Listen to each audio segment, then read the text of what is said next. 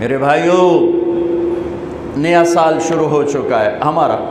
دیکھو، جنوری بھی اللہ کا اور محرم بھی اللہ کا۔ کیوں کہ چاند بھی اللہ کا اور سورج بھی اللہ کا۔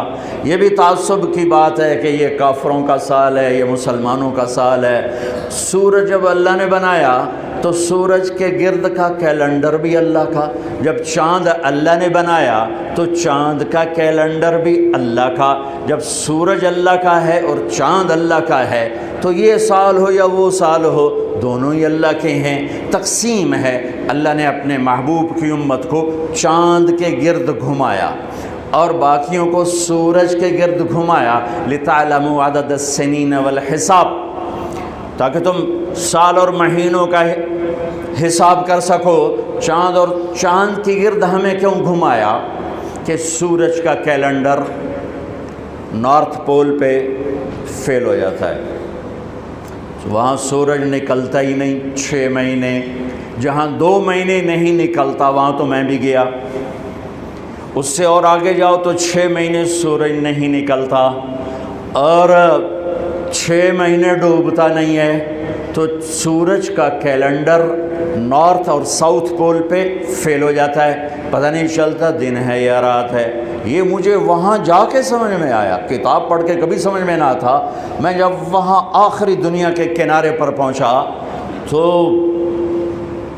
میں نے دیکھا وہ سورج کے گم ہونے کے دن تھے، سورج کے گم ہونے کے دن تھے، تو چاند چمک رہا تھا، چاند چمک رہا تھا۔ تو مجھے پتہ چلا کہ اللہ نے میرے نبی کو چاند کا کیلنڈر کیوں دیا، کہ وہاں 6 مہینے سورج نکلتا نہیں، پھر 6 مہینے ڈوبتا نہیں، لیکن وہاں بھی چاند نکلتا بھی ہے، ڈوبتا بھی ہے، گھٹتا بھی ہے، بڑھتا بھی ہے۔ وہاں اگر کوئی مسلمان رہتا ہے تو چاند کو دیکھ کر اپنا نظام صلاۃ بنا سکتا ہے، روزے کا بنا سکتا ہے، نماز کا بنا سکتا ہے، سورج سے نہیں بن سکتا۔ ہاں، اب آج کی تعلیمات میں گھڑیاں آ گئیں تو اس سے پتہ چل گیا، لیکن ایک آدمی جاہل ہے، ان پڑھ ہے، گھڑی کوئی نہیں، تو چاند کو دیکھ کے کہہ سکتا ہے رات آ گئی، چاند ڈوبا، دن آ گیا ہے، رات ہی لیکن دن آ گیا۔ تو میرے اللہ نے اپنے محبوب کو چاند کا کیلنڈر دیا، چونکہ آپ للعالمین ہے، رحمت للعالمین۔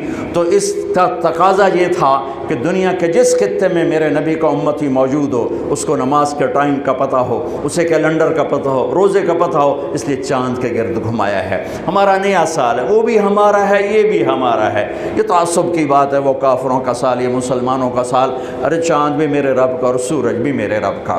ہاں، ہمارا کیلنڈر اللہ نے اس لیے گھمایا، جو میں نے آپ کو وجہ بتا دی ہے، لیکن اس میں اللہ نے ایک ایسا واقعہ، یہ پہلے بھی ہو سکتا تھا قتل حسین اور بعد میں بھی ہو سکتا تھا قتل حسین، لیکن شروع سال میں ہی اللہ نے اس کو مقرر کیا، طے کیا کہ جیسے ایک رواج بن گیا سال نو کی تقریب منانا، وہ نہ ہو بلکہ مزید آخرت کی یاد ہو، مزید آنسو بہیں۔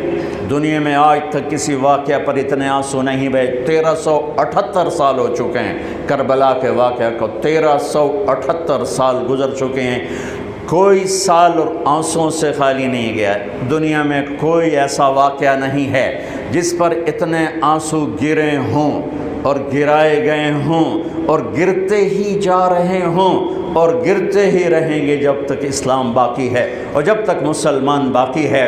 ایسا المناک واقعہ انسانی تاریخ میں نظر نہیں آتا جو لکھی ہوئی ہے، جو لکھی ہوئی ہے، لکھی ہوئی کی بات بتا رہا ہوں، اور میرا خیال ہے جو نہیں لکھی اس میں بھی کوئی نہیں ہوگا، چونکہ انسانی تاریخ میں کسی نبی کی نسل ایسے ذبح نہیں ہوئی جیسے میرے نبی کی نسل ذبح ہوئی۔ نبی بھی راج دلارا، نبی بھی حبیب، نبی بھی لاڈلا،